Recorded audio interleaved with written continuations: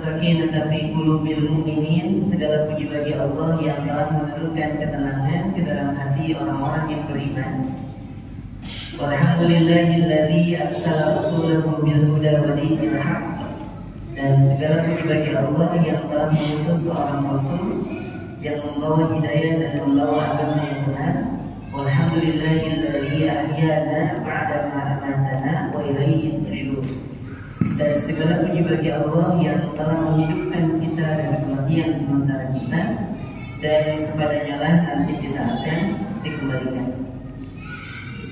Alhamdulillah, wassalatu wassalamu ala rasulillah. Patut kita bersyukur kepada Allah atas kebaikan yang masih Allah berikan kepada kita sampai hari ini. Dan mudah-mudahan setiap rezeki yang kita terima, kita pun bertambah keimanan, bertambah juga ketaatan kita kepada Allah.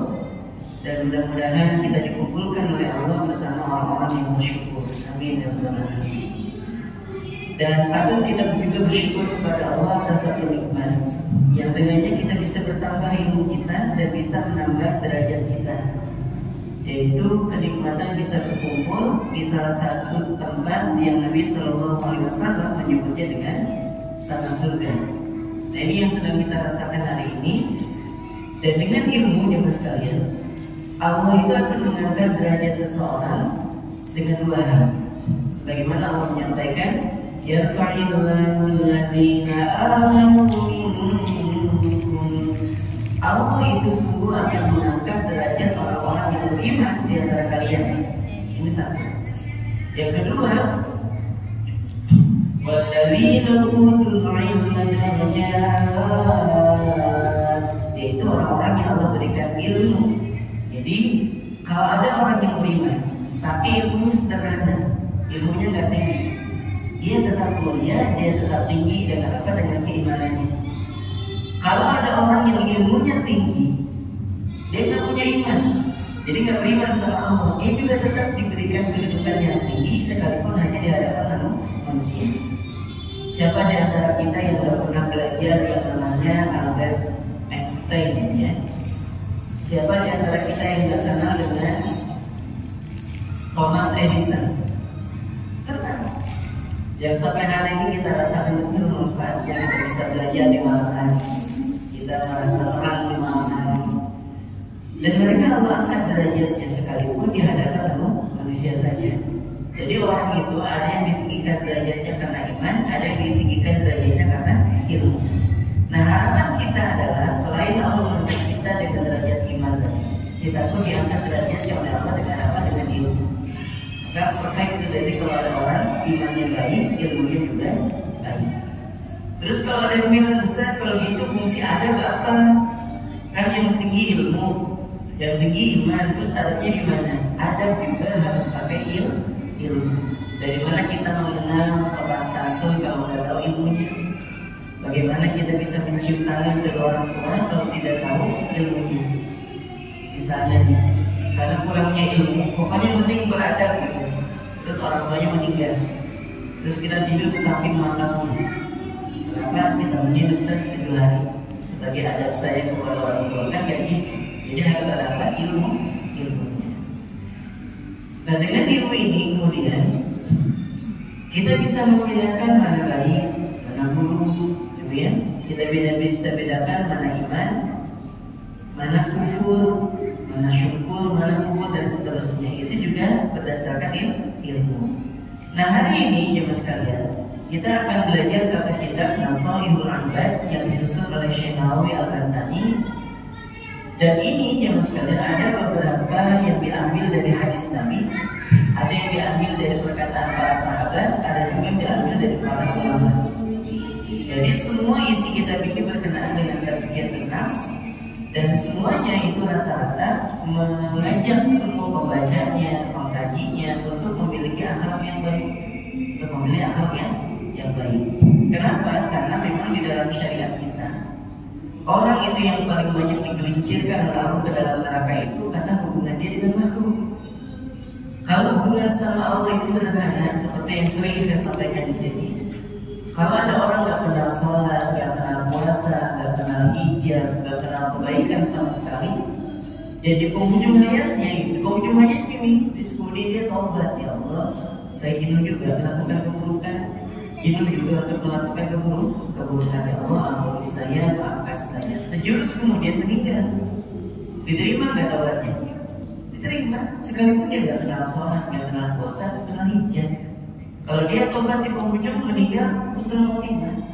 Nah, beda halnya kalau kita punya masalah dengan makhluk ini agak panjang. Yang punya masalah sama makhluk itu paling panjang. Jadi bukan cuma di dunia, sampai di alam kubur juga tetap masih ada tanggungan.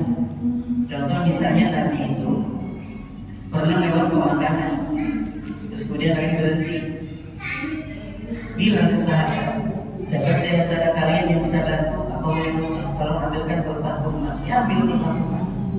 Terus ketika sudah diserahkan kepada Nabi, Nabi membagi menjadi dua bagian, kemudian ditancapkan ke makam yang kanan dan makam yang kiri.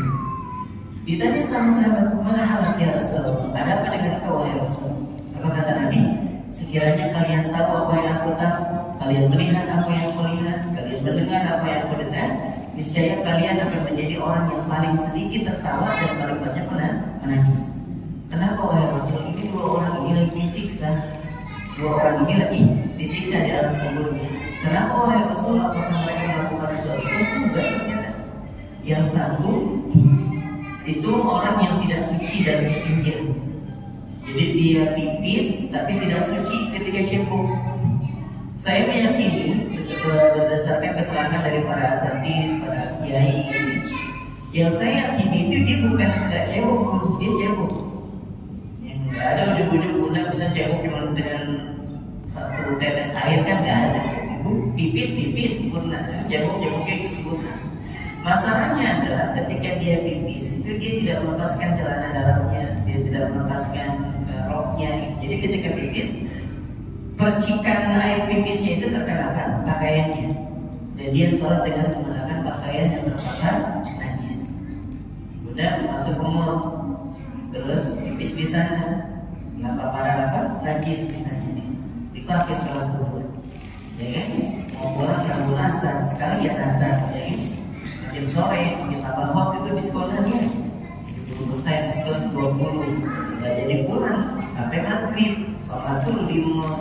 Mau pulang maghrib belum makan dulu di rumah, nyampe isya sholat dulu di rumah. Bayangin dari mulai zuhur, asar, maghrib, isya, 4 sholat ini sekalipun secara fisik, secara moral dia sholat, tapi tidak dianggap sebagai orang yang sholat itu. Terus yang satu lagi, kenapa wahai Rasul? Dia adalah orang yang suka mengadu domba, orang yang suka mengomongin orang. Ini orang udah bagus-bagus ya, hubungannya sudah mulai menghangat nih, si A sama si B, hadir dia di tengah jadi kompor meledup gitu ya. Jadi ngompor-ngomporin si A supaya kelahi lagi sama si B, ngomporin si B supaya kelahi sama si A, itu terjadi. Nah, jadi intinya di alam kubur itu yang membuat seorang tadi itu mendapat siksa itu karena hubungan dia dengan makhluk.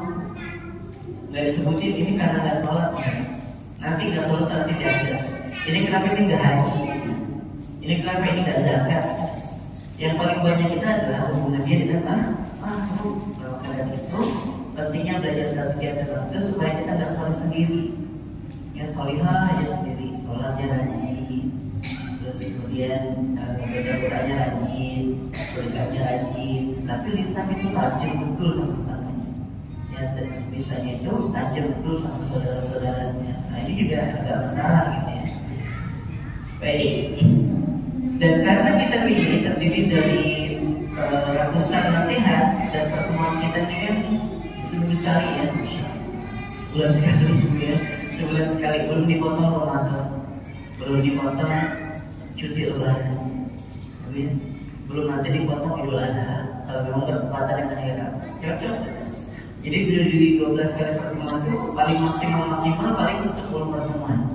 Maka kita tidak seperti mengaji saat di pesantren yang dari awal gitu ya, berhadis, tapi nanti kita akan mendapatkan, dan mudah-mudahan yang sederhana yang didapatkan ini bisa mengubah akhlak kita, bisa mengubah hubungan kita dengan sesama, dan bisa melapangkan hati-hati kita ya, insyaallah. Hari ini kita akan masuk ke pesan Nabi Sallallahu Alaihi Wasallam berkenaan dengan permata.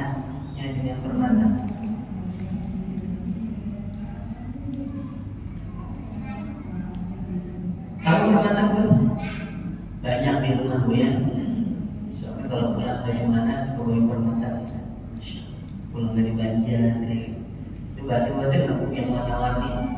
Itu batu lagi, berganti. Kata suaminya itu batu permata lain, batu lagi. Itu batu kali sebenarnya. Nah permata itu yang sekalian dari Allah Subhanahu Wa Taala, dia memang ada grade-grade-nya. Yang pernah saya lihat langsung kasat mata itu ada satu segenggaman ini. Itu harganya 1,2 M. Bayangnya ini baru satu karat ini. Dan kita hari ini membahas tentang permata dan juga bukan cuma satu tapi 4. Jadi 4 permata dalam diri Bani Adam. Dan insya Allah hari ini kita akan membahas. Nabi Sallallahu Alaihi Wasallam bersabda, "Arba'atu jawharin fi jismi Bani Adam." Ada 4 permata yang Allah letakkan pada diri Bani Adam. Ya, 4 permata yang Allah letakkan pada diri Bani Adam. Berapa permata? Satu aja mahal Bu ya, apalagi 4. Jadi kalau misalnya di rumah nggak ada apa-apa, dijual aja suaminya. Ayah boleh jual kan di Lazada misalnya. Kenapa? Kata Ustaz, kita ini 4 permata gitu ya. Bukan itu. Nah, saya akan memulainya dengan satu kisah di mana Nabi Adam alaihissalam pertama kali diciptakan makhluk. Dulu sebelum Nabi Adam diciptakan, Allah menciptakan yang gaib itu cuma 2. Yang gaib itu cuma 2. Dan sampai sekarang cuma 2. Yang pertama adalah malaikat, yang kedua adalah jin. Ini yang gaib. Cuma 2 aja. Catat gaib yang berapa? Cuma 2. Jadi makhluk gaib itu cuma 2, malaikat dan jin. Kenapa malaikat? Karena makhluk pertama kali diciptakan. Baru kemudian jin. Ini makhluk Bu ya, makhluk yang gaib itu yang pertama malaikat, yang kedua jin. Nah, dua-duanya ini yang masih dalam Allah Subhanahu Wa Taala diciptakan oleh Allah sebelum Nabi Adam. Belum Nabi Adam. Dua-duanya nggak ada yang menyebut kepada Allah, yang ingkar, nggak ada. Semuanya lurus-lurus saja. Lurus. Sama jin juga sama. Kita belum kenal di sini Ustaz, kalau itu pocong, sundel bolong, sundel ngesot dan sebagainya itu di mana? Belum ada Bu. Ya. Itu nanti belakangan hari baru ada. Tuyul, berdebu, apalagi pocong kredit dan sebagainya. Itu nanti di belakangan hari. Awalnya saya ada cuma 2 aja. Lalu kemudian Allah menyampaikan kepada para malaikat, aku akan menciptakan satu makhluk yang dia akan melindungi. Awalnya kalau Allah hanya bilang nanti akan titipkan amanah bumi itu kepada satu makhluk, itu jin masih punya harapan. Tapi masalahnya Allah bilang aku akan menciptakan makhluk yang baru yang akan menghuni bumi. Nah jin ini yang bernama atau gelarnya Ajazil. Ajazil itu dia menjadi pemimpin dari para malaikat karena memang dia selain punya akal, punya nafsu.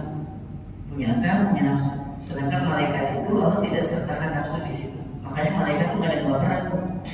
Malaikat itu nggak ada yang berperan. Kebayang malaikat itu berperan pas nanti lagi mau nyambut nyawa kita. Ini kenapa harus cabut? Sholat subuh dia ya Allah, ya Allah, sholat subuh cabut. Ada lagi dicabut cuma setengah bisa nyawanya. Kenapa cuma setengah dicabut? Kamu sudah gibah misalnya. Ngomongin orang sebel betul itu juga. Yang paling bahaya itu kalau pas malam tahun baru ya, pas malam tahun baru, malaikat Israfil berperan. Melihat ya Allah kelakuan orang-orang ini, ya Allah. Ya cek sekarang ya, cek aja sedikit, nganggur gitu. Ya. Tapi kan kayak gitu sampai sekarang ya juga tuh ditiup-tiupin gitu kan, yang nganggur lain apa sih? Mau tiup sebentar itu nganggur gitu. Nggak ada istilah ditiup-tiup sebentar. Maka dari itu juga sekalian malaikat itu makhluknya lurus-lurus aja deh. Nah, jin yang satu ini dia sudah mulai kasak-kusuk nyari. Yang tadinya gelarnya Ajazil berubah jadi apa? Admin Nabi Tuhan. Admin Nabi Tuhan. Hari-hari kerjanya mencari info, mencari berita. Ini bener nggak sih kalau ada makhluk yang akan menghubungi betul? Yang gimana? Gak ada yang tahu. Sampai kemudian jin ini ketemu tempat di mana Nabi Adam diciptakan. Udah ternyata diciptakan sempurna, tapi Allah belum menunjukkan dulu. Bagaimana kita tahu dalam kitab tafsir bahwa Nabi Adam itu diciptakan nggak langsung, tidak langsung ujung-ujung langsung jadi Nabi Adam. Itu ada prosesnya. Ada berapa? Ada prosesnya, ada sampai 7. Nah, Nabi Adam sudah sempurna dari ujung kepala sampai ujung kaki, tapi belum ditiupkan. Jin ini masuk ke dalam diri dari Nabi Adam, masuk ke matanya. Ini sudah mulai terkagum-kagum. Ya Allah, apa ini? Ini ada mata, ada retina, ada pupil, gitu ya. Masuk lagi ke dalam, ada kerongkongan, ada jantung, ada paru, ada liver. Pokoknya redaksi itu ta'ajjuban li khalqil Adam. Jin yang satu ini merasa takjub terhadap penciptaan Nabi Adam alaihissalam. Itu keren banget, bayangin coba. Ustaz, kenapa itu jin bisa masuk? Jangan makhluk yang belum ada ruhnya, yang sudah ditiupkan ruh aja, itu bisa nggak dimasukin sama jin? Bisa. Nah kita nih, Bani Adam nih, sudah fisiknya sudah ada, ruhnya sudah ada, masih dimungkinkan nggak dimasukin setan? Masih. Setan yang kesurupan, gitu ya? Bisa. Karena memang seperti itu kita. Nah, setelah itu ya mas kalian, Allah meniupkan ruh kepada Nabi Adam. Terus diajarkan beberapa ilmu pengetahuan tentang langit, tentang bumi. Karena Nabi Adam memang didesain untuk menghuni bumi. Diajarin semua itu. وَعَلَّمَ آدَمَ الْأَسْمَاءَ كُلَّهَا. Allah mengajarkan ilmu kepada Nabi Adam semua nama, semua ilmu pengetahuan. Ya semua ilmu pengetahuan diajarin ke Nabi Adam. Terus setelah disampaikan, diajarkan itu kepada para malaikat. Yang ada sebutin, di hadapan malaikat disebutin semua. Nah, baru kemudian Allah memerintahkan kepada para malaikat dan jin untuk sujud. Wa idh qulna lil malaikati isjudu li Adam. Hai kalian malaikat dan jin, sujud kalian penghormatan kepada Adam. Tapi enggak kan? Ada yang enggak mau siapa? Fasajadu illa Iblis. Maka semuanya bersujud kecuali Iblis. Nah di sini pertama kali jin yang punya gelar Al-Jazir itu berubah gelarnya jadi Iblis. Awalnya Al-Jazir, terus karena kamu sujud dia punya gelar baru yaitu Iblis. Bukan cuma itu Bu, nanti dia punya gelar yang baru lagi yaitu Syaitan. Ketika kapan? Ketika berhasil menggelincirkan Nabi Adam dan juga Ibunda Hawa untuk makan buah terlarang. Gitu ya. Nah terus nanti dia punya gelar lagi di belakangnya yaitu apa? Ar-Rajim, makhluk yang terkutuk. Diborong semua, digelar-gelar buruk sama dia sih. Jadi kalau kita ini masih bagus, Bu, ini ada orang namanya SNM, PhD, gitu kan? Ini udah yang pertama apa? Iblis, terus punya gelar lagi Syaitan, punya gelar lagi Ar-Rajim, makhluk yang terkutuk parah, betul sudah. Di dapurnya setan namanya, dapurnya setan. Nah setelah itu ditanya sama Allah, "Ma mana'aka alla tasjuda idh amartuka ya Iblis? Kenapa kau nggak mau sujud? Itu loh perintahku," kataku. Enggak. Kenapa? Ana khairun minhu, aku lebih baik dari dia. Apa bisa? Khalaqtani min narin wa khalaqtahu min tin. Kau ciptakan aku dari api, sedangkan kau ciptakannya dari tanah. Itu aja masalahnya. Tapi ingat tadi kisah di awal bahwa ketika jin ini masuk ke dalam tubuh Nabi Adam, jin ini sudah merasakan takjub. Jadi ketika ditanya sama Allah, kenapa nggak mau sujud? Aku lebih baik dari dia ya Allah. Kau ciptakan aku dari api, sedangkan kau ciptakan dia dari tanah. Itu si jin ini, si iblis ini sudah membohongi dirinya sendiri. Kenapa? Karena dari awal jin ini sudah kena mental duluan. Kena mental sama siapa tadi? Adam alaihissalam. Jadi kenapa sampai jin sesombong itu? Pokoknya aku lebih baik ya. Kau ciptakan aku dari api, sedangkan kau ciptakan dia dari tanah. Kenapa? Masih ingat? Karena jin, karena iblis saat itu udah ngerti harga tanah di IKN. Karena dia tidak paham. Sekiranya paham berapa sekarang 6 juta. Gak usah jauh-jauh IKN dari korban sipil. Gak ada sedang sejuta kalau di kota 1 meter. Kalau api dari dulu gitu-gitu aja Bu ya. Ada nggak yang bangga punya banyak api di sini? Alhamdulillah Ustaz, api gede kemarin. Api 1 ada nggak? Nah, orang tuh akan bangga kalau punya banyak bukan banyak. Nah, baik kita lanjut. Lalu kemudian jin ini yang mengatakan aku lebih baik dari Adam karena diciptakan dari api. Dia sedang membohongi dirinya sendiri. Karena memang Nabi Adam itu sempurna. Saking sempurnanya kita tidak menemukan spesialis itu double. Spesialis mata plus spesialis jantung, ada nggak? Spesialis jantung plus spesialis penyakit dalam. Kalau jantung yang hari-hari ngurusin jantung, mata hari-hari ngurusin mata. Ini saking apa? Saking kompleks dan saking dahsyat gitu ya. Jadi untuk mempelajari satu hal aja orang butuh menjadi seorang spesialis, ya, menjadi spesialis. Dan yang paling banyak penyakitnya juga yang kita ini, ya sambungan, ya, kolesterol. Di usia muda kayak 25-30 kayak gitu ya, sudah mulai ya, sering kesambutan, ya, pinggang nggak bisa dibawa duduk lama, ya, dibawa jalan jauh langsung bermuter, ya, diajak malam mingguan masuk angin, ya. Pokoknya di usia 25-30 kayak gitu penyakitnya memang nggak jauh ya. Maka saking sempurnanya manusia ada aja penyakitnya. Sampai nggak paham itu kalau dulu yang paling punya malaria, ya sekarang kok macam-macam pokoknya ada aja penyakitnya. Nah, itu saking sempurnanya manusia. Dan jin nggak punya kayak gitu. Ibu kan ada berjin orang, pernah?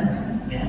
Atau ibu kan sering kan dekat sama pemakaman bu ya. Pas lagi malam Jumat pulang ke malaman, pocong mesot. Apa pocong mesot? Masa aku panggung. Ada aja. Ya. Dan mereka nggak punya, kita yang punya. Mereka nggak punya. Maka dari itu, ketika si jin ini mengatakan aku lebih baik, itu sebenarnya dia sedang membohongi dirinya sendiri. Dan Nabi secara nyata menyampaikan bahwa Bani Adam itu kalau ditipik dalamnya 4 permata. Tapi ingat 4 permata ini sekalipun dia cantik, bagus, dia bisa rusak kan? Bisa hilang, bisa mudah, bisa. Kalau ditaruh di tempat sembarangan. Gak usah permata, ibu taruh di depan pagar aja. Kalau mau tes ilmu ya, siapa tahu kalau dari sini masa kebanyakan di dalam rumah, ibu gantung aja di pagar, insya Allah.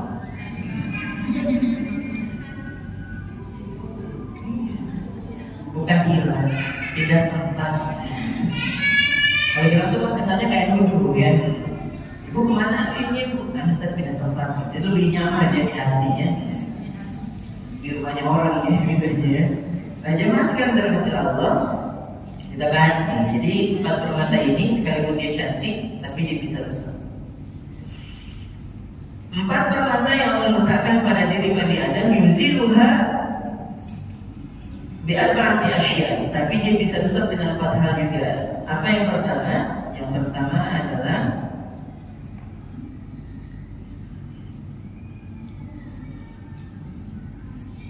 al-aqlu. Apa yang pertama? Al-aqlu, yaitu akal. Akal ini permata buat kita semuanya. Tapi dia bisa rusak dengan apa? Fal-ghadabu yuzilul aqwa.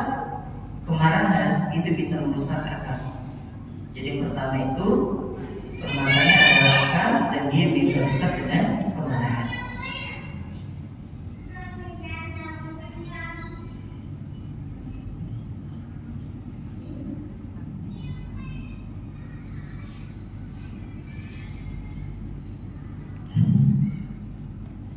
Udah? Catat? Apa yang pertama?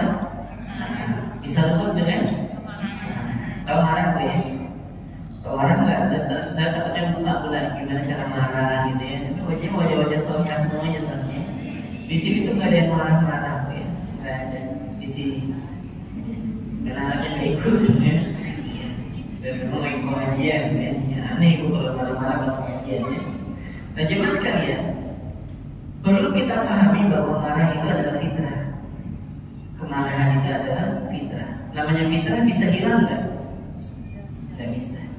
Sama seperti bunda suka terhadap orang, jadi bunda tertarik dengan sesuatu, itu fitrah. Bunda hobi melakukan sesuatu, itu fitrahnya. Bunda senang dengan sesuatu, itu fitrah dan nggak bisa dihilangkan. Nah berarti kalau dia fitrah dan nggak bisa dihilangkan, berarti kalau bunda melakukan itu atau bunda berada di kondisi tersebut, maka itu tidak berdosa. Jadi marah itu tidak berdosa. Benar Ustaz, mungkin semangat lagi, mungkin menyala lagi buat marah ya. Nih para bunda yang sekalian, marah itu tidak berdosa. Betul, karena dia adalah fitrah. Karena dia adalah fitrah. Tapi kan dilarang, siapa yang larang? Itu ada hadisnya. Yang mana itu rasa yang larang itu falakan. Janganlah marah maka bagi muslim itu warna TPA selalu betul hadis itu. Pas pulang dia langsung teriak-teriak di rumah. Latak dopa lakal jannah, jangan marah maka bagi surga Allah. Itu telinga kita, ya bikin emosi ini hadis ya, bukan salah hadisnya, cara dia menguraikan hafalannya itu dan bikin lemes ya. Itu sebenarnya nyindir kita, janganlah marah maka bagi surga. Larangan ini bukan larangan keharaman. Jadi larangan ini bukanlah larangan keharaman. Itu larangan ini larangan ditakhir untuk pilihan. Kata, kamu mau mana? Mau melewati mana? Terus mau nggak kalau ditukar dengan keindahan surga? Mau, ya sudah. Yang tadinya mau pilih marah nggak jadi deh, mau pilih surga aja. Itu pilihan. Jadi kalau orang ada marah itu nggak berdosa, nggak berdosa. Dan Nabi juga tidak melarang kita untuk marah. Ada nggak hadisnya? Ada. Saya bacain hadisnya. Nabi itu pernah menyampaikan dari para sahabat, "Idza kutiba ahadukum wa huwa qa'imun." Kalau ada salah seorang di antara kalian yang lagi marah dan posisinya berdiri, lalu apa? Kalian jadi sedangkan dulu. Kalau masih marah juga, baring. Kalau masih marah juga, duduk. Kalau masih marah juga, sholat. Perhatikan. Proses dari seorang berdiri, duduk, baring, wudhu, sholat, itu proses menghilangkan kemarahan, atau proses menahan kemarahan, atau proses merilis kemarahan. Menahan, bukan menahan, tapi merilis kemarahan. Karena Nabi tidak memerintahkan kita untuk tahan marah. Kalau seandainya perintahnya menahan gini, kamu marah, duduk. Masih marah juga, pokoknya duduk aja, gak usah marah. Tapi masih marah juga, pokoknya duduk, diam. Tapi kan enggak. Kalau masih marah baring, masih marah duduk, masih marah sholat. Tujuannya apa? Untuk dirilis kemarahannya. Yang tadi gini seperti ini Nah, 100%. Nanti dibawa duduk tinggal sini marahnya ya. Nanti dibawa baring tinggal sini. Dibawa sholat tinggal sini. Ya dibawa wudhu nanti dibawa sholat. Paling nanti setelah sholat itu paling tersisa 20% aja. Habis sholat jadi tinggal berapa? 20%. Nah, tujuannya apa? Supaya mengembalikan akal sehat kita itu kembali pada tempatnya. Karena kalau orang lagi marah biasanya akal sehatnya terganggu. Ibu pernah melihat ada orang yang lagi marah dengan pasangan hidupnya kemudian teriak-teriak, dasar laki-laki nggak bertanggung jawab, nggak tahu diri, teriak-teriak. Itu pas lagi marah. Coba pas lagi udah nggak marah, berarti nggak dia teriak-teriak di pinggir jalan gitu. Itu ya kalau lagi suami istri lagi berantem saling meninggikan suara, ya padahal rumahnya kecil aja, 3 kali 3 aja. Tapi orang itu bukan merasa merendahkan, ya. Ini dialog cuma di kamar 3 kali 3 semakin lebih kecil dari itu. Dan dua-duanya saling ingin didengarkan. Yang si istri meninggikan suara, si suami juga meninggikan suara, dan kedua-duanya sedang dalam keadaan rusak akal sehatnya. Makanya mereka berteriak-teriak seperti itu. Maka ketika ada yang tanya, Ustaz, kenapa orang yang sedang berkelahi itu sama-sama meninggikan suara? Maka saya jawab ini, karena hati keduanya sedang saling berjauhan. Fisiknya memang berdekatan, tapi hatinya sedang berjauhan. Itu kalau lagi berjauhan, dua-duanya pengen didengerin, dua-duanya pengen meninggikan suaranya. Tapi kalau hatinya sedang berdekatan, gak usah pakai suara, pakai bahasa isyarat juga saling paham, saling tatap, saling ngobrol. Kalau saya ke kamar gitu ya, OTW aja, apa-apa juga, padahal nggak ngomong apa-apa. Ya, itu kalau hatinya sedang berdekatan, sekalipun fisiknya berjauhan, kalau hatinya dekat sama-sama paham. Tapi kalau hatinya sedang berjauhan, ya. Nah, paling tidak ketika seorang itu duduk, maka kemarahannya akan mereda, maka kembali lagi akal sehat. Maka Nabi nggak marah, kita marah. Lalu Ustaz, jadi yang berdosa apanya Ustaz? Yang berdosa itu bukan marahnya, tapi apa? Dampak dari kemarahan. Dampak dari kemarahan. Misalnya ada anak saya pulang nyebelin banget gitu ya, saya nyebel itu telinganya penuh dada, penuh tanah, bajunya juga penuh lumpur dan sebagainya. Kita kesel banget kalau lagi ada masalah ya kan, melihat anak kecil kayak gitu. Dosa belum? Nah, anaknya pulang terus kita gini, udah dosa belum? Dosa. Ya, karena marah itu gak berdosa. Sampai kapan? Sampai bunda tablik akbar. Ya. Kalau sudah mulai mukadimah tablik akbar, nah sudah mulai dihitung. Kalau ada kalimat yang kotor yang keluar maka dicatat sebagai dosa. Kalau ada kalimat cacian, makian gitu ya, kepada si anak maka mulai dihitung sebagai dosa. Maka berlaku firman Allah, "Ma yalfidhu min qawlin illa ladayhi raqibun 'atid." Tidak ada satu lafaz yang diucapkan oleh seseorang kecuali ada malaikat yang senantiasa mencatat dan teliti. Nah, kalimat ini yang dicatat. Dasar kamu dosa, dasar anaknya dosa gitu. Apalagi kalau sampai lewat kemarahannya kemudian memukul tebang, nah pukulannya dicatat sebagai dosa. Jadi kalau marah aja masih belum dosa. Kalau marah hitungannya sudah mulai masuk dosa, baru tarik nafas sudah dosa. Marahnya iya dosa. Gitu. Kalau marah itu dosa. Tapi marah itu dosa nggak bu? Ya, yang dosa itu apa? Dampak dari kemarahan yang dibuat dosa. Ibu lagi marah sama tetangga, tidak dosa. Sampai kapan? Sampai ibu melempar wajan ke muka dia. Nah, itu baru dosa. Ibu marah sama tetangga, tidak dosa. Tapi kalau sudah mengucapkan kalimat kotor, itu baru dihitung sebagai. Jadi kami di sini ya. Jadi marah itu fitrah. Jadi kalau marah aja, silakan yang murah, yang apa marah yang lega. Kamu tenang. Jadi dokter kamu tenang gitu ya. Ya Allah, habis Quran nah gitu. Jadi yang keluar tuh sekarang dalam keadaan marah, itu yang keluar kalimat-kalimatnya baik. Jadi paham ya?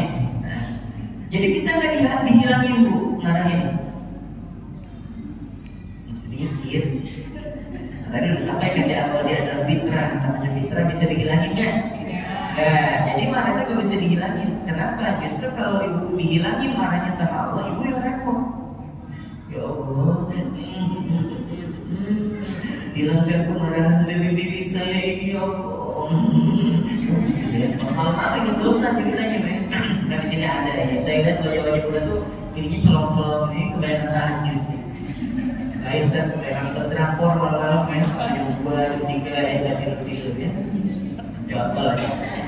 Nah para bunda yang solihah, jadi pas lagi ingat dosa, minta dihilangin semua kemarahannya. Pada ingat mungkin sering tablik akbar di rumahnya, sebagai anak jadi audiensnya dan juga suaminya. Nah akhirnya bunda merasa nggak baik kalau dicabut duluan sama Allah. Amin, ya Rabbal Alamin. Pas noleh ke belakang, maling masuk. Kira-kira apa yang bunda lakukan setelah kemarahannya nggak ada? Diajak ngobrol. Masnya maling ya. Kok tahu bajunya keren, tampilannya udah cocok banget jadi maling. Mari saya diantar dulu, coba maling diantar saya. Masnya mau pulang berusaha. Motor aja bawa sekalian foto dikasih bayi gitu ya. Karena udah gak ada marahnya. Anak pulang bu, ada di sinar air panas. Masya Allah, anak bunda kena siram. Mau bunda tambahin, gak error memang ya. Jadi marah itu harus ada. Gak boleh gak ada, dihilangin itu gak bisa. Namanya juga fitrah. Fitrah itu gak bisa dihilangkan. Dan dia akan menjadi dosa kalau sudah ada dampak. Kalau belum ada dampak, belum ada dosa. Maka pesan Nabi yang pertama, jaga akal kita ya. Jaga akal kita dari rusaknya. Apa yang bisa merusaknya? Yaitu kemarahan. Ya, kemarahan itu bisa merusak akal. Jadi kalau gitu, saya sih baiknya marah atau enggak? Marah aja, enggak apa-apa. Ibu marah, kecewa, itu enggak apa-apa. Tapi jangan sampai berlebihan. Kenapa? Khawatir ya kalau sudah over marahnya, kalau kalimat yang keluar juga tidak terkontrol, akhirnya mencaci, akhirnya memaki, itu yang nggak boleh. Kalau marah aja boleh nggak? Boleh bu ya, boleh. Ustaz, ini kan saya pernah cerita di beberapa kali kalau tidak salah di sini. Pada saat mengisi parenting, ya, ada seorang ibu yang katakan, Ustaz, saya itu alhamdulillah pernah men-challenge diri saya untuk tidak marah selama seminggu. Keren banget. Ini saya bahagia, kenapa sering saya ceritakan? Karena saya bahagia. Kenapa bahagia? Karena saya bisa sampaikan di tempat yang lain bahwa ada seorang ibu yang berhasil menahan marahnya selama 3 hari. Coba ya, terus bu, kok kenapa saya?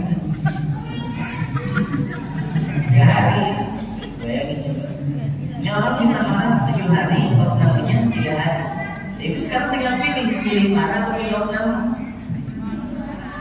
Cocok kan? Saya dukung ibu-ibu nih, ibu marah-marah aja silakan. Daripada ibu plano, nanti pas bulan depan saya isi cuma gain sama berdua misalnya. Mana aja main lain kok semua nahan marahnya dalam materi tentang menahan marah itu bukan ditahan tapi dirilis. Makanya ada kalimat-kalimat yang baik. Dokter Aisyah Dahlan juga menyampaikan kalau dalam keadaan marah itu pada istighfar. Astagfirullah. Jadi itu merilis bukan menahan. Karena kalau menahan itu resikonya kayak tadi. Jangan saya khawatir nanti bukan cuma diobram tapi stroke. Gara-gara kebanyakan nahan.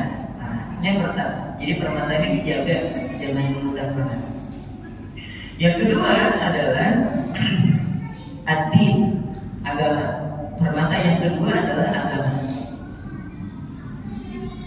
Wal hasadu yuzil din, dan hasad itu bisa merusak agama, bisa merusak permata yang kedua yaitu ada agama. Jadi permata yang kedua agama dan dia bisa rusak dengan sifat hasad. Kalau hasad iri, dengki. Hampir rata-rata di semua pengajian kalau saya sebutkan hasad itu artinya gak jauh dari itu, karena memang yang sifatnya itu ya iri, dengki. Padahal iri, dengki, hasad itu tiga hal yang berbeda. Tiga hal yang berbeda. Saya jelaskan satu-satu.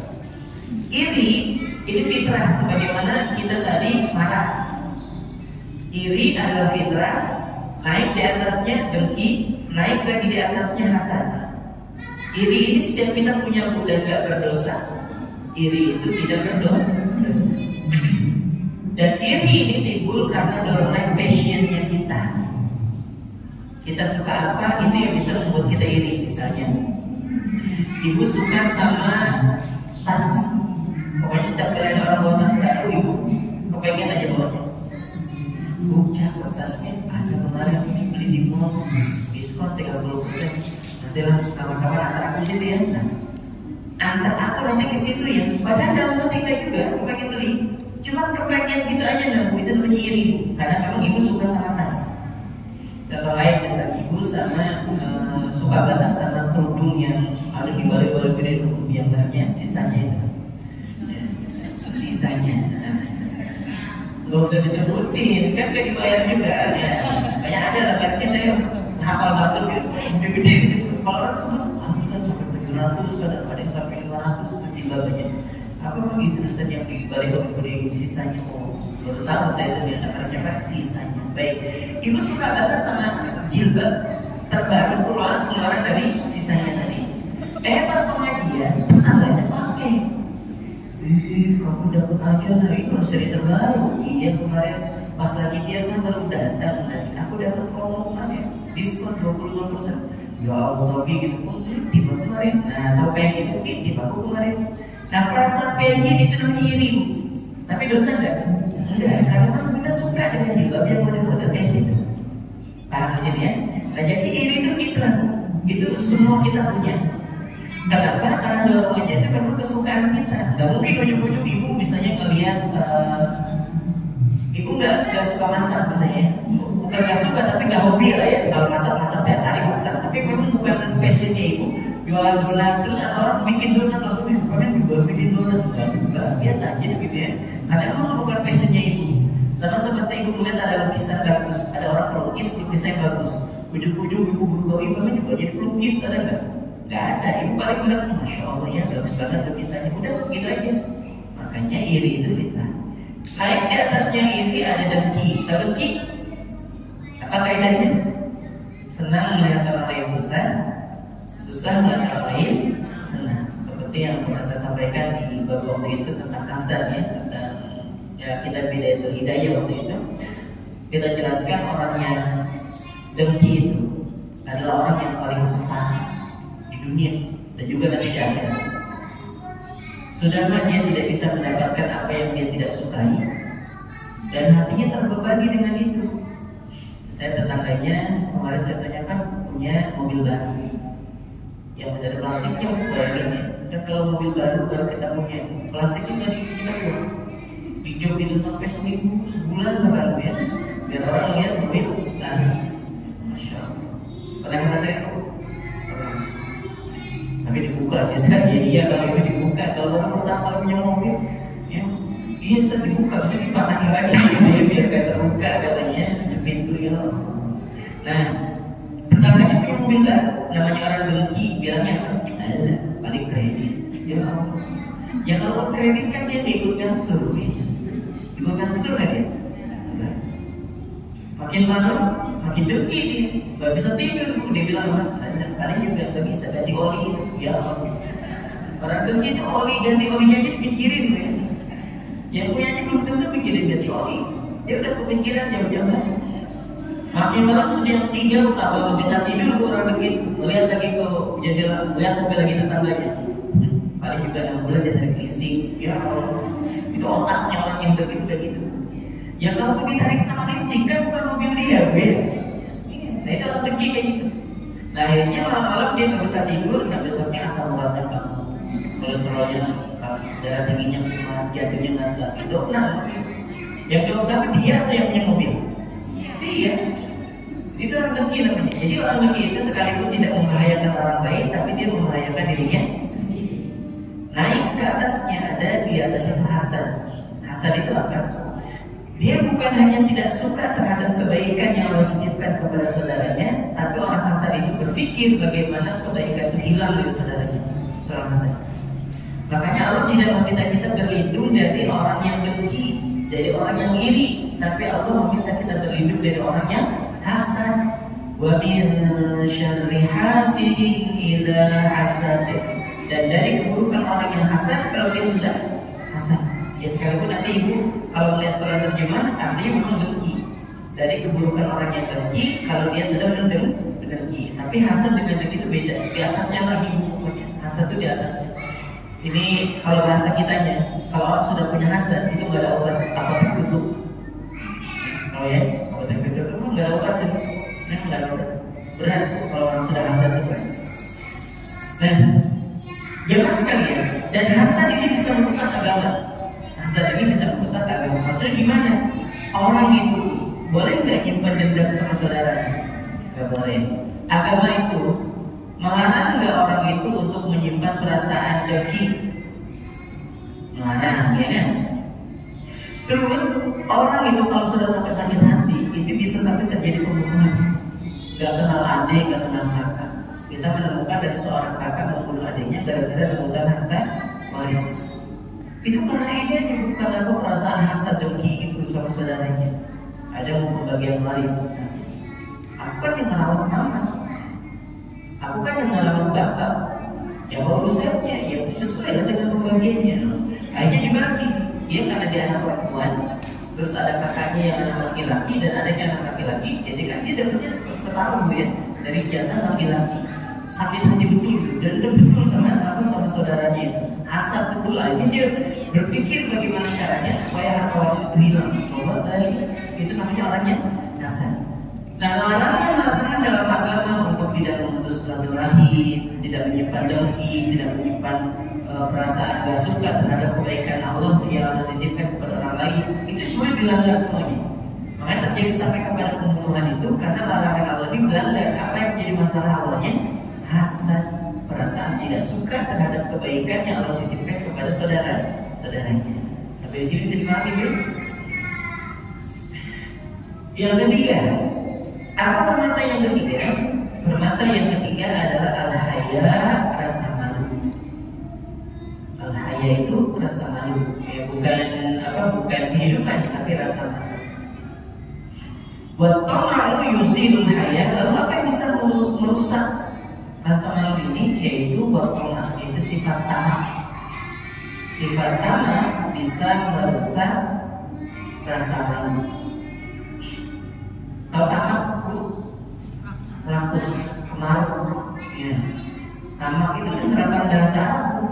Jadi toma itu diserap ke dalam bahasa Indonesia jadinya tamak, rakus. Gak pernah merasa cukup, gak pernah merasa puas. Itu orang yang tamak. Nah kemarin kita udah bahas bulan yang lalu. Ya bulan yang lalu ya. Itu tentang apa? Tentang takwa.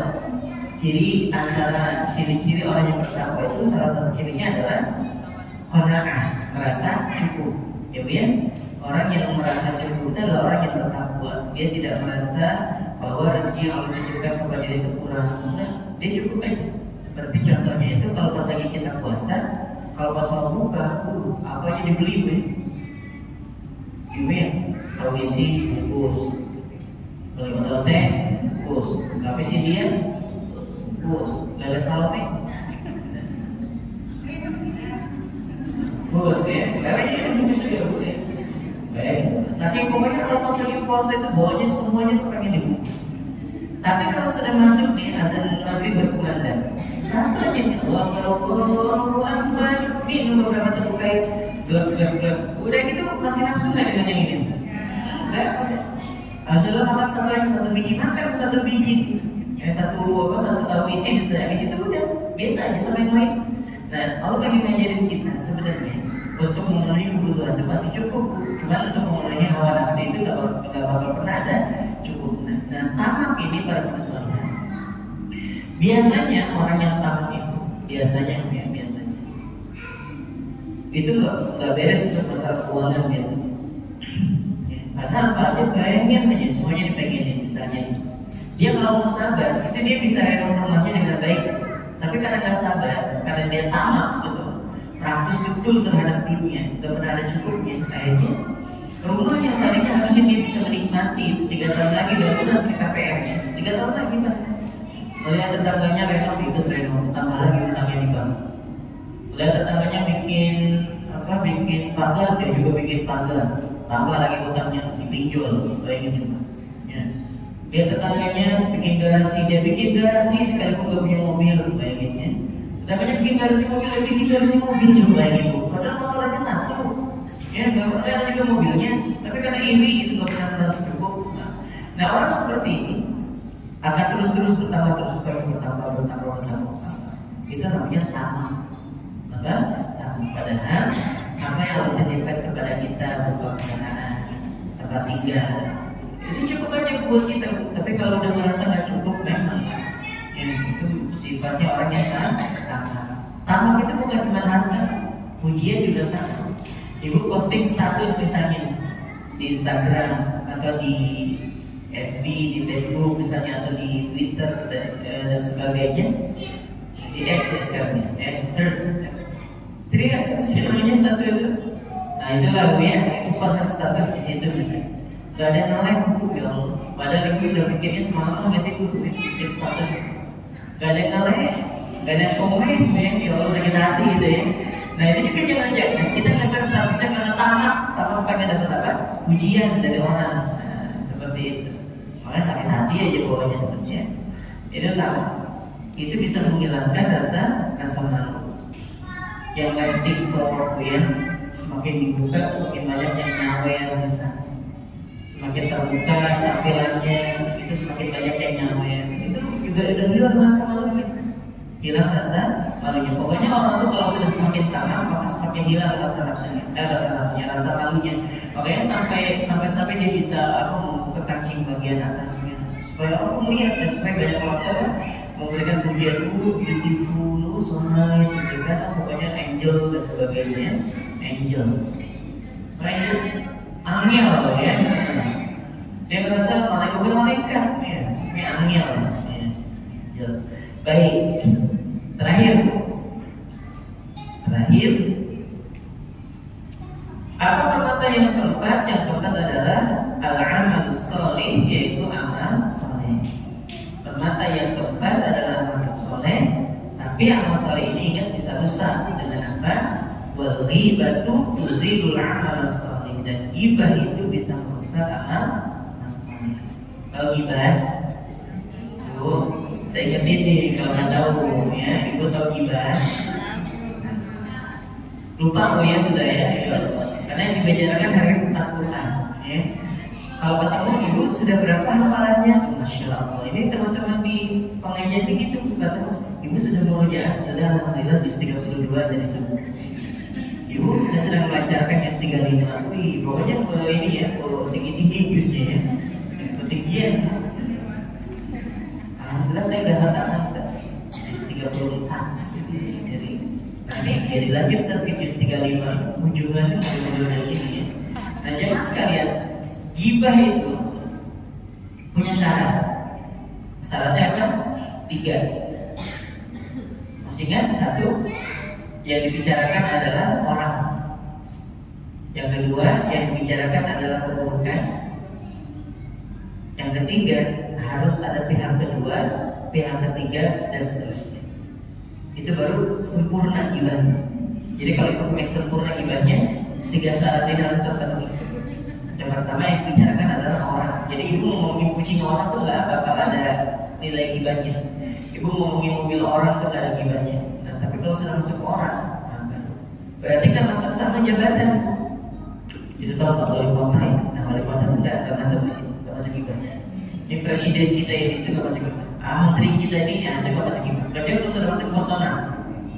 Paham ya? Kalau di jabatan tuh enggak. Tapi kalau udah masuk personal, nah itu baru masuk gibah.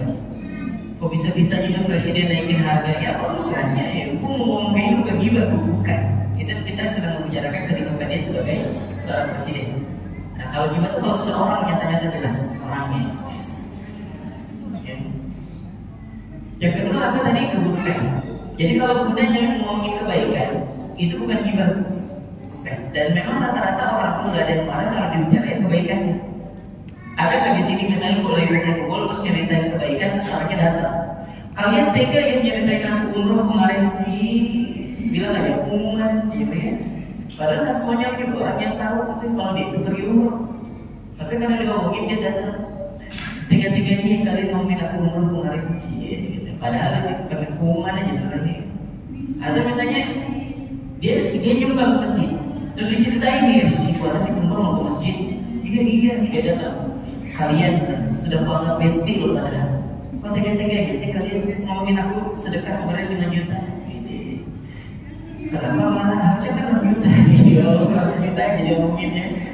Kayaknya orang itu kalau berbicara kebaikannya gak ada yang marah. Orang itu kalau marah itu kalau dibicarakan apa? Keburukannya. Maka kebaikan itu gak termasuk. Yang ketiga apa? Harus ada pihak kedua. Ibu kalau mau ngomel sendiri, dasar. Ini tetangga kayak gini gak mau. Dari baju, badannya lembut sama kulitnya, dari kepala sampai kaos kaki kayak hiburan berjalan. Kalau hiburan berjalan, jadi jilbabnya kuning, baju hijau, roknya biru, kaos kakinya nggak berang, gitu kan. Sebenarnya juga lain lagi modelnya gitu ya, kalau hiburan berjalan. Nah kalau kita cuma ngomong sendiri, itu bukan menggibah, tapi apa? Ngedumel. Beda kan? Beda. Tapi kalau sudah melibatkan pihak kedua, sekalipun suami, ayah tahu Siti, dengan yang pokoknya kalau kamu kenal, bayangin ayahnya nggak kenal, dipaksa kenal, bayangin. Pokoknya kalau kamu kenal kok orang sini aja, itu ayahnya di blog saya berdua, ya di blog saya berdua. Ayahnya nggak kenal juga, pokoknya sudah ayah dengerin aja dulu, pokoknya diceritain. Ada suami dan suami dengar, itu gibah atau dumel? Karena ada pihak kedua. Apalagi kalau rame-rame, enggak Ustaz, kami ini sudah ikut pengajian, enggak pernah lagi gibah yang kayak gitu. Terus kami ini gibahnya gibah syar'i. Syariah. Maksudnya dimulakan dengan hamdalah, diakhiri dengan istighfar. Baik, kita tutup majelis gibah kita dengan sama-sama beristighfar. Kalau ada salah-salah ngomong, memang salah dari awal ya. Gak usah pakai kalau ada salah, kalau ada salah. Gibah namanya gibah. Nah gibah ini bisa merusak amal soleh. Ya. Dan memang seru lah kalau gibah itu ya, serius kan? Kalau saat itu cuma nyindir perempuan enggak, sama laki juga sama, cuma laki kalau gibah nggak ada ekspresi wajah. Kalau perempuan menggibah, ibu pernah nggak melihat orang gibah mukanya datar? Ini misalnya, kemarin kuliah dia bocekan bukan kalau ininya 10 sama. Ya mungkin selingkuhannya sih ya sih itu bukan ya, tapi kelihatannya sih memang ada selingkuh. Ada kayak gitu? Gak ada. Terus yang dengerin juga gini, oh iya kan, apa? Ada sore kamu, kira pada malam. Gak ada. Kalau sudah bergibah, ekspresi mukanya kemarin. Ya Allah, bisa. Berdua dia jalan, boleh pakai penekanan gitu. Yang dengerin juga ekspresi muka juga kalah hebat ya. Masa sih? Bisa nih orang, iya. Pokoknya kalau dimasukin namanya masuk film nazar gitu ya. Kalau casting masuk film nazar itu masuk film nazar. Nah, kenapa Ustaz kalau gibah itu kok kayaknya 1 jam kayak gak terasa, 2 jam itu kayak gak terasa. Makanya ada istilah, ya udah Bu, besok kita sambung lagi besok banyak coba ya. Ini kan sudah 1 jam nih ngomongin orang, tapi karena merasa gak puas kita bilang, jadi besok Bu sambung, masih ada loh yang mau aku ceritain. Allah, itu semalaman yang kita udah dapat skill kayak gitu, cenut ya. Gimana kesetelnya apa sih yang perlu diceritain gitu kan? Terus ada yang punya besok aja sudah biar sekalian biar enak. Allah, nggak bisa tidur kita semua. Itu namanya apa? Gibah. Tapi kita itu betul menyenangkan, ya, membahagiakan buat sebagian orang memangnya. Tapi tetapi saja orang yang gibah itu dia sedang apa? Dia sedang merusak amal solehnya. Kalau amal solehnya tidak rusak di dunia, nanti dia akan rusak nanti di akhirat. Kan saya tuliskan, mungkin di sebagian sini sudah ada yang punya buku saya, buku pertama saya dengan judul Bukan Istighfar Biasa itu. Saya tuliskan quotes di dalamnya. Perih itu, atau perih ya. Jadi perih itu bukan dapat undangan dari mantan, ya bukan. Atau perih itu saat ditinggalkan lagi sayang-sayangnya. Jadi perih itu saat amal kebaikan kita berada dalam timbangan amal orang lain dan keburukan orang lain berada dalam timbangan amal kita. Coba lagi, perih itu kapan? Saat amal kebaikan kita berada dalam timbangan amal orang lain dan keburukan orang lain berada dalam timbangan amal kita. Itu perih yang sebenarnya di akhirat. Gambarannya gimana sekarang? Gambarannya gini, kita sudah berada di Al-Mu'izah, dari penimbangan amal. Kita bilang ke Allah, ya Allah, saya berumroh, pahala saya di mana? Di dia. Ya Allah, kok bisa di dia? Kamu ngomongin dia, ya Allah, aku pas Ramadan berbagi makanan, bahkan buat anak-anak yatim ke panti, mana pahalanya? Di dia. Kok bisa di dia? Kamu membicarakan keburukannya. Terus semua diungkit, ya Allah, saya berhaji, saya ikut pengajian, saya baca Quran, mana di sana. Ya, kok bisa? Lah kamu menyebarkan aibnya, membuka keburukannya, ngomongin yang gak baik, yang dia gak suka kalau dia itu gitu. Nah terus pas kita nolak ketimbangan amal kita, ada dosa yang kita kan lakuin itu. Ya Allah, ini dosa siapa? Dosa dia. Lalu bisa disalahkan dia berdosa. Lah kamu yang menyebarkan aibnya. Ya Allah, gitu ya. Jadi perih yang sebenarnya saat amal kebaikan kita itu numpuknya di timbangan amal orang lain dan dosa orang lain ada di timbangan amal kita, itu perih betul. Nah, maka dari itu dari sekarang kalau kita sudah terlanjur gibah tentang satu masalah, apalagi kalau orang itu kita dia nggak suka, Ustaz, apakah saya harus minta maaf? Nah, itu kan pertanyaan sebelum kita dulu. Saya ngomongin orang, dia sudah dianggap bestie lah, saya menganggap dia itu bestie, teman dekat. Tapi saya ngomongin dia, saya keburukan. Kalau saya minta maaf, pasti ini bukan cuma ini, saya bukan cuma maaf, tapi pasti putusan kita ini. Gak berteman lagi. Gimana saya? Maka saya harus memberikan saran. Kalau saya minta maaf, kalau dia rasa minta maaf itu akan menimbulkan masalah yang baru yang lebih besar. Terus gimana Ustaz? Mohon ampun, udah. Yang kedua, ceritakan kebaikan di tempat biasa kita membicarakan keburukannya. Misalnya di masjid kita sholat tolongin keburukan dia, maka di masjid itu kita ceritakan kebaikan dia. Itu yang pertama. Cukup nggak cukup. Yang kedua yang bisa kita lakukan adalah apa? Bersedekah atas nama dia. Sebagaimana Buya juga menyampaikan, ini berdasarkan pendapat dari para ulama. Kalau kita terlanjur membicarakan keburukan orang lain dan kalau kita meminta maaf justru akan menambah masalah, maka satu, selain kita bertobat, yang kedua, bicarakan yang baik-baik tentang dia, yang ketiga, bersedekah atas nama dia. Contoh, ya Allah, saya berbagi makanan di Jumat terkait. Dan sebulan itu ya, yang pernah saya bicarain keburukannya, ya Allah maafkan saya. Gitu ya. Jadi sekalipun dia tidak bersedekah, mudah bersedekah atas nama dia dapat kebaikannya. Nanti ketika di akhirat itu, ketika nanti dia merasa nggak ridho ya Allah, dia membicarakan keburukan saya, aku nggak ridho, nggak apa-apa, ini sudah diganti dengan sedekah terbaik buat kamu. Gitu. Paham ya? Nah, jadi kalau misalnya keburukan itu kalau kita ceritain dan membuat orang lain itu jadi tambah sebel sama kita, tidak usah. Kecuali fitnah. Kalau fitnah memang gak ada obat, gak ada ampun sih. Ya, kalau fitnah itu memang ibu harus klarifikasi. Ibu terlanjur ngomong, yang ngambil sedang tahu gak? Itu yang kemarin kami jilbab biru itu, yang terjadi di pojok. Kita sudah sebut di biru, kalau pojok kita jadi yang mana? Ibu kalau ketemu pasti kena pakai bahasa lain ya. Disebutin namanya ini. Ibu ya.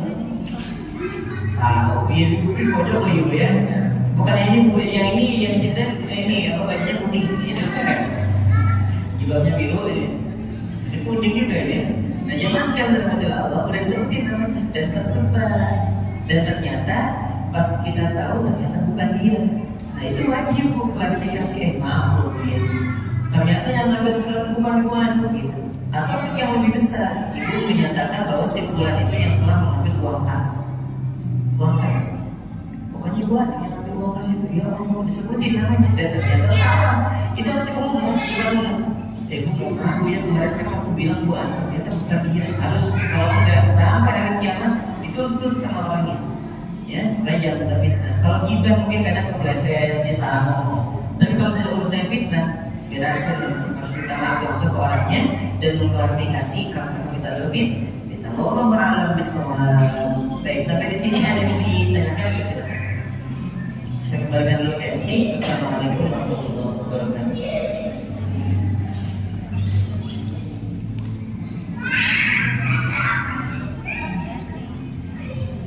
Pertanyaannya boleh dikumpulkan ibu-ibu.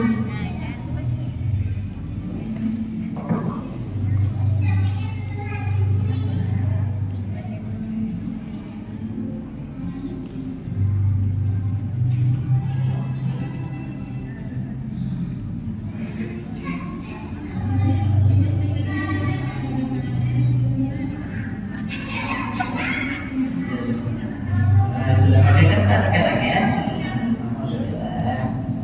Bagaimana bila menghadapi suami yang memarah dan berkata kasar? Bagaimana menghadapinya? Dengarkan para suaminya. Dan aku kamera dulu harusnya goyang saya biar ekspresi mukanya dapat sekalian ya. Biar omelin sekalian foto kayak gini ya. Jadi Pak, sini Pak, kameranya Pak, saya mau marahin suami. Baik.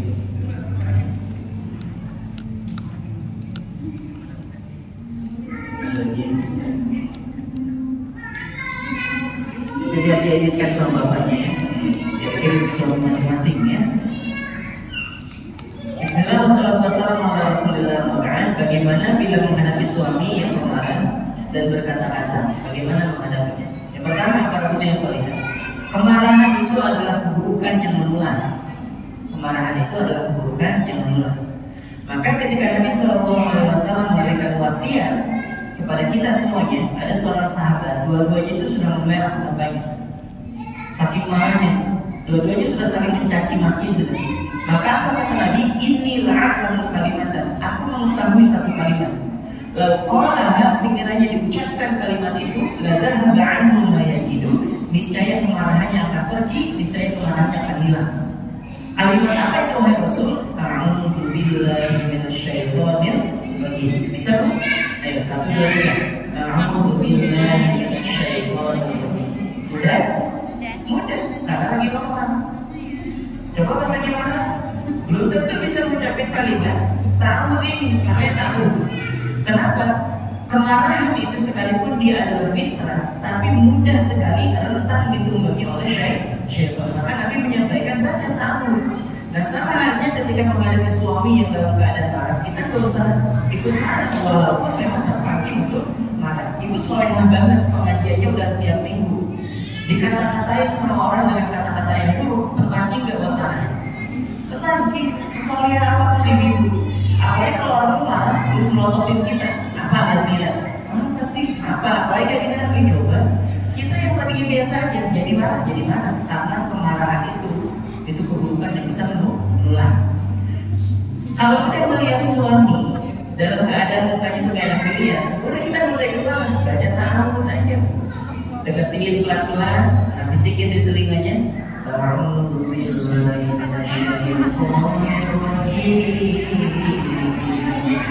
Kalau dia benar, tinggal lanjutin dengan ruqyah ya. Itu kita bisa baca Al-Baqarah, baca surah Ali Imran, bacain aja. Nah maksudnya bukan berarti di telinganya, tapi kitanya yang membacakan tahu. Dia suami udah gak enak nih dilihat, udah alhamdulillah. Baru dia atau saat suami sudah mulai menafki, sudah mulai mengucapkan kalimat yang kotor, ibu baca Alhamdulillah minasyaitonir rajim. Alhamdulillah minasyaitonir rajim. Kamu nggak mau setan? Alhamdulillah. Sampai dia sadar kalau dia kayak setan. Ya. Karena tadi itu setan itu memancing kemarahan suami. Supaya apa? Supaya kemarahan suami itu tidak, kemarahan kita juga tidak terpancing. Nah, itu yang pertama. Yang kedua, saya pesan betul buat para suami. Ketika sudah menikah, istri itu bukan menjadi hak milik. Istri itu bukan menjadi hak milik. Dia itu amanah. Ya ingat, ketika seorang suami membentak istrinya, maka bentakan itu menjadi dosa yang akan diminta pertanggungjawaban di hadapan Allah. Apalagi kalau ketika seorang suami berkata kasar, bahkan dengan kekasarannya kemudian memukul istrinya. Itu laki-laki yang paling lemah itu adalah laki-laki yang terbiasa memukul pasangannya. Itu laki-laki suruh nikah sama laki aja ya, biar kayak pedang-pedangan sekalian ya. Lemah betul kalau sampai memukul wanita itu lemah ya. Jadi seorang suami itu harus sadar bahwa istri itu bukan hak milik, tapi dia adalah anak. Nah terus kemudian buat para suami juga bisa berpesan ya. Sesoleh apapun para suami, salat tahajud tiap malam, sedekahnya rutin tiap bulan, bahkan ikut program One Day One Juice, perlakuannya kasar terhadap istrinya, susah masuk surga ya, susah, nggak punya nilai. Kenapa? Istri bisa mendapatkan surga dengan kesabarannya, dengan kekasaran suaminya. Suami belum tentu masuk surga dengan amal solehnya, karena terganjal dengan keburukannya terhadap pasangannya. Kalau istri mesti dimungkinkan, ibu nggak ridho-ridho dengan suami, tapi ibu tetap bertahan dan mengatakan ya Allah, mungkin karena salah saya, ya Allah, mungkin karena saya banyak salah, ya Allah, saya sadarin. Itu masih dimungkinkan masuk surga. Suami dengan segala kesolehannya serta masuk surga ini kenapa? Karena tadi, karena terhalang dengan keburukan dia terhadap pasangannya. Seperti itu. Nah, lalu kemudian bagaimana sikap kita menghadapinya? Ingat, Allah itu membolak-balikan hati. Seburuk apapun dia, kalau Allah takdirkan berbalik hatinya baik, kita bahkan sampai bilang ada neraka itu memang kayak gitu sudah modelnya. Tapi ternyata di ujung aja dia kasih taubat sama Allah. Baik, gitu ya, taubat juga. Nah, maka dari itu pesan saya minta sama Allah untuk melembutkan hatinya, dan jangan pernah memberikan nasihat dalam keadaan marah. Itu terakhir ya, jangan pernah memberikan nasihat dalam keadaan nggak nyambung, nggak bakal nyambung, serius, nggak bakal. Ibu ngasih nasihat mentah, ayah ngasih nasihat ke ibu dalam keadaan marah juga mentah. Udah bacanya tahu kalau sudah sadar, nah baru kemudian ngobrol. Kalau belum berdan nggak usah, percuma, ya percuma. Karena kemarahan itu yang bisa membentuk akal sehat. Paham ya? Dengerin soal itu ya. Saya mau tanyain, kalau ada orang yang ikat baju, tapi baju itu baju yang seksi. Wow, ya.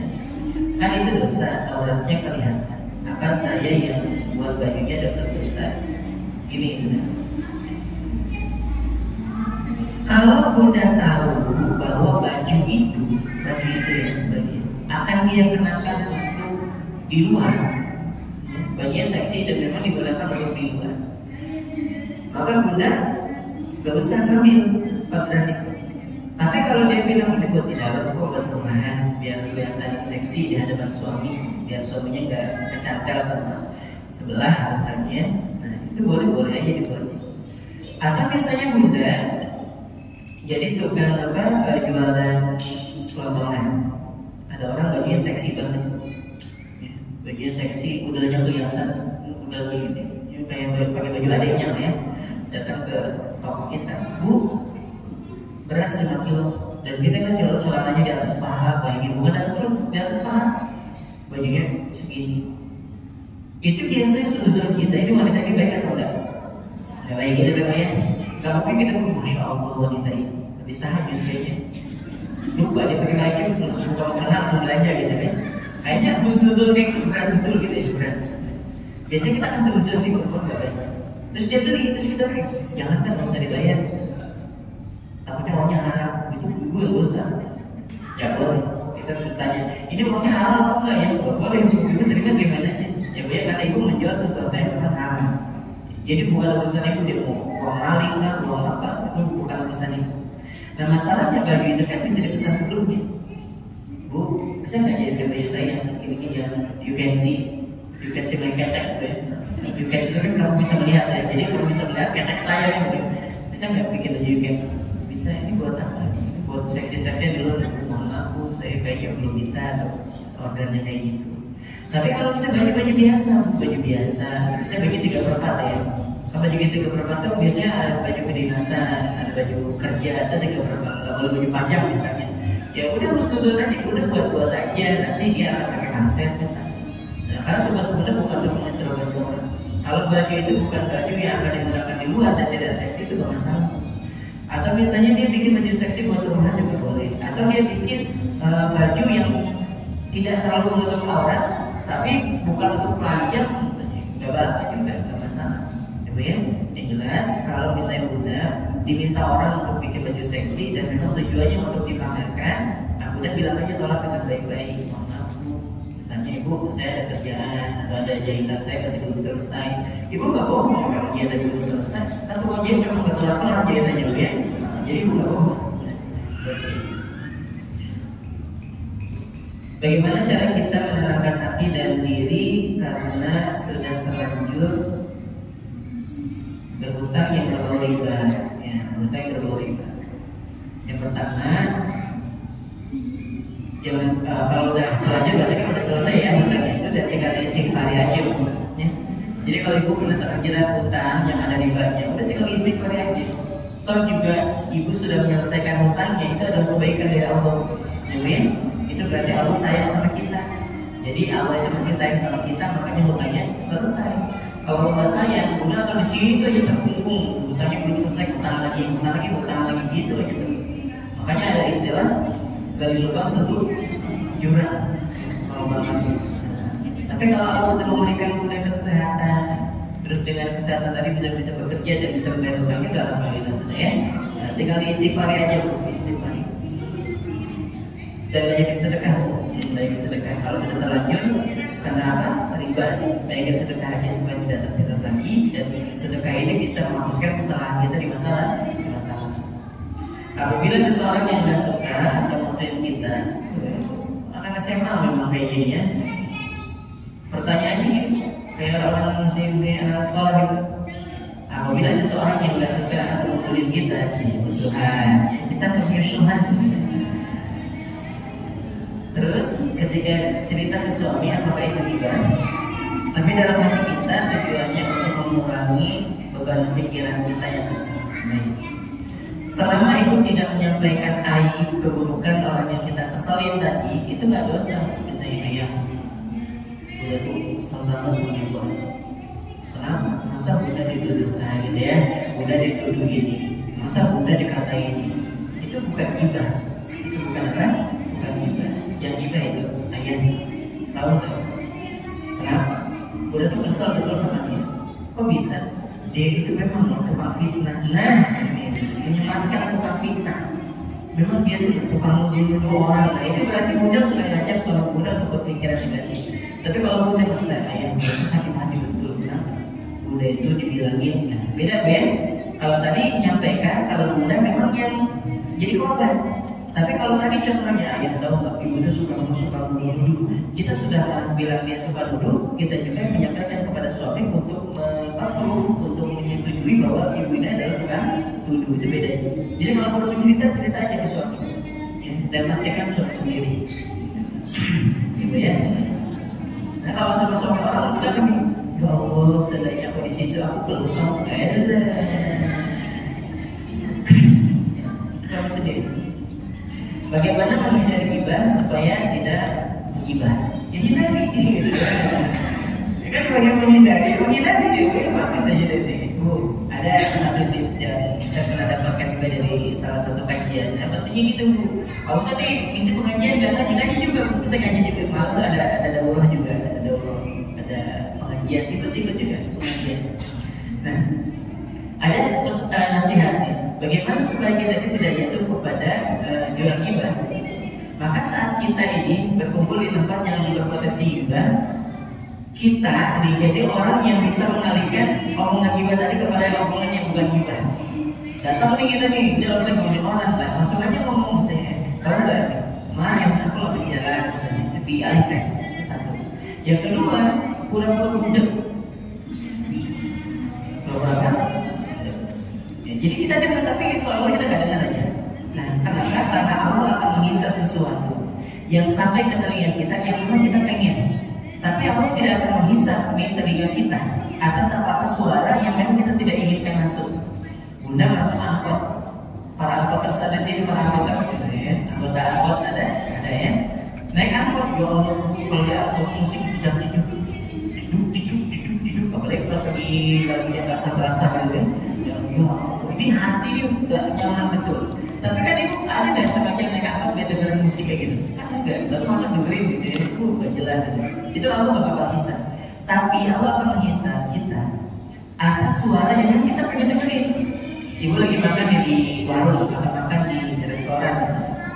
Di TV, namanya TV kan bukan kita yang setting. Kalau ditemukan sepasang suami istri yang bukan pasangannya di dalam hotel dan dijumpai orang keduanya sudah memiliki pasangan biasa. Ya Allah, itu kan gibah ya, gibah. Apalagi artis yang diceritain. Kita kan lagi makan, nggak pengen dengerin itu, tapi kadang-kadang Allah nggak semintai kita tanggung jawab. Tapi kalau ya itu apa sih? Oh artis cepet digedein, nah itu dia yang bikin dosa. Sebenarnya lagi gibah kita udah di samping. Kita kan nggak ikut nimbrung, tapi telinga kita kayak gini.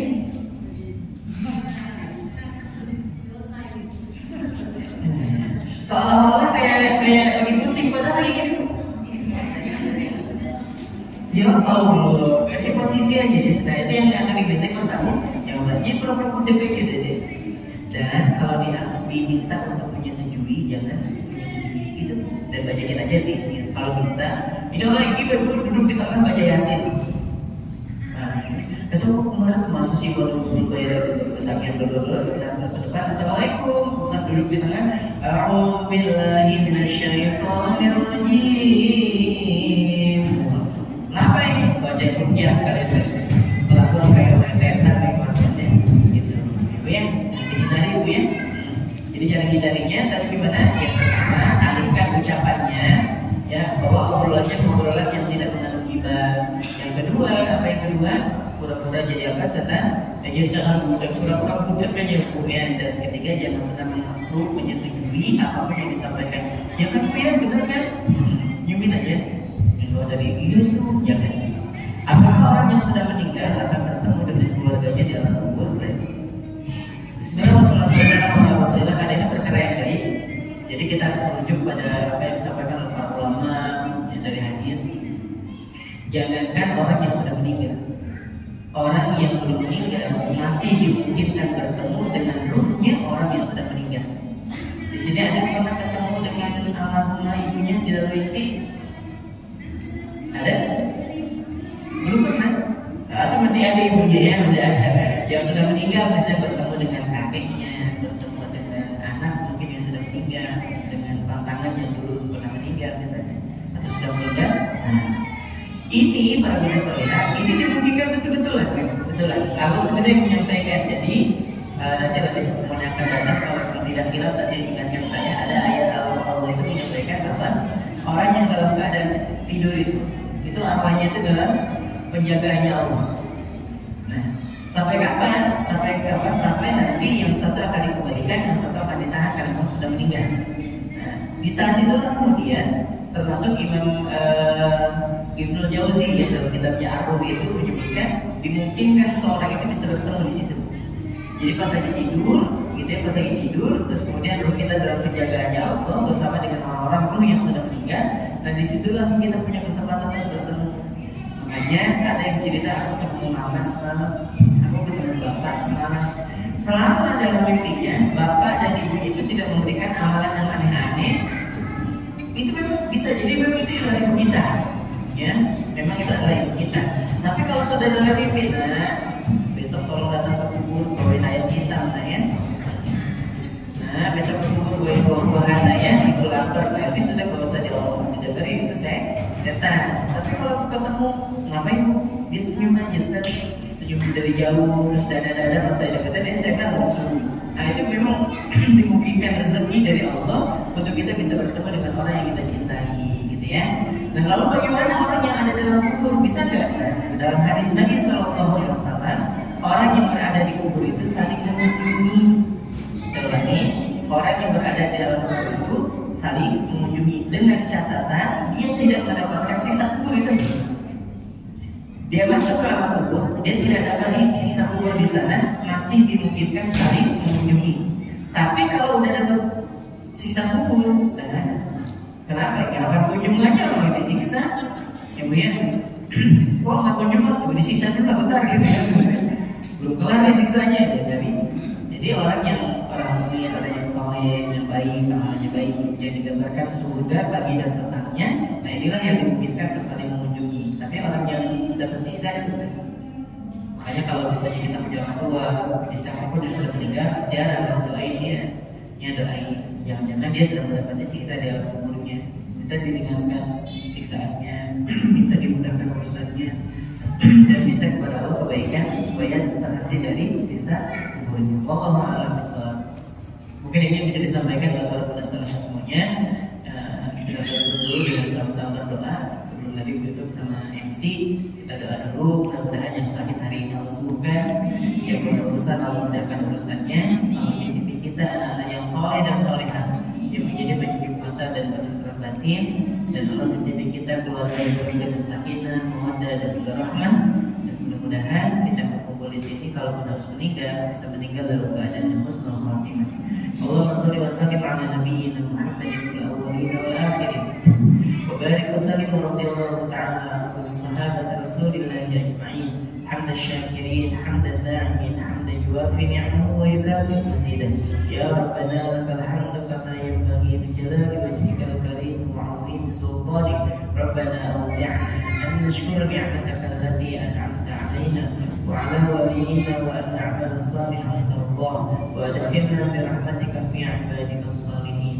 Rabbana hab lana min azwajina wa dhurriyyatina qurrata a'yun waj'alna lil muttaqina imama. Allahumma inna nas'aluka salamatan fid din wa 'afiyatan fil jasad wa ziyadatan fil 'ilm wa barakatan fil rizq wa tawbatan qabla an-nawm wa rahmatan 'inda al-maut wa maghfiratan ba'da al-maut. Allahumma hammin 'alaina fi syafaratil maut wa najata minan nar wal 'afwa 'inda al-hisab. Rabbana atina fid dunya hasanah wa fil akhirati hasanah wa qina adzaban nar. Subhanaka subhana rabbika rabbil 'izzati 'amma yasifun. Assalamualaikum warahmatullahi wabarakatuh. Kurang lebihnya dimaafkan. Assalamualaikum warahmatullahi wabarakatuh.